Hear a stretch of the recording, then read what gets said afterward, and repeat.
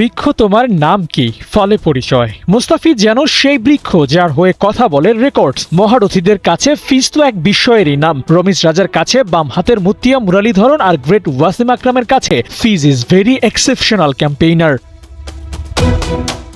লাহোরের হয়ে প্রথম ম্যাচে ১৯ রানে ১ উইকেট নিয়েছেন। আহামরি স্পেল তো নয়, তবুও কেন এত কথা? উত্তরটা সহজ। মুস্তাফিজ গোটা স্পেলে যে ধাঁচে বোলিং করেছেন তাতে ওকে নিয়ে আলাদা করে কথা বলতেই হয়। ২৪টা বলে দেননি কোনো বাউন্ডারি, ৯ বলে দেননি কোনো রান। ফ্রি হিটেও ব্যাটাররা ফিজকে দিতে পারেনি টাফ টাইম। ফিজ দিন দিন যে আরো ভয়ঙ্কর হয়ে উঠছেন তার প্রমাণ এই স্ট্যাটগুলোই।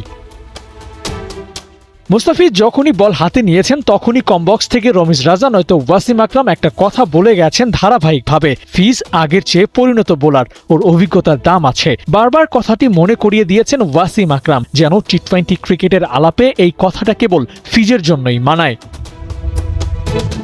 মুস্তাফিজ শুধু পিএসএল নয়, দুনিয়ার যেখানেই খেলতে যান সেখানেই আলাদা নাম কামিয়ে আনেন। রেকর্ড বুকেও ওর নামটা জলজল করছে। বামহাতি পেসারদের মধ্যে মোহাম্মদ আমির, ওয়াহাব রিয়াজের সাথে যৌথভাবে সর্বোচ্চ টি-20 উইকেট শিকার করা বোলার মুস্তাফিজ। অদম্য কাপের উইকেটগুলো যুক্ত হলে আমিরদেরও পেছনে ফেলতেন কাটার মাস্টার।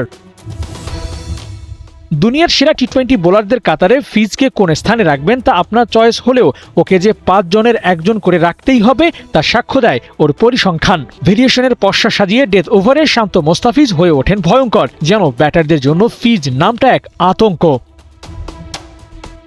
মুস্তাফিজের এই গ্রেটনেসের কথা স্বীকার করেছেন হারিস রৌফও। স্পষ্ট করেই বললেন, ফিজের মতো বোলার ওদের দলে আছে এটা নাকি ওদের লাক্সারি। ঠিকই তো, টি-20 ক্রিকেটে মুস্তাফিজের জন্য এই বিশেষণই তো পারফেক্ট।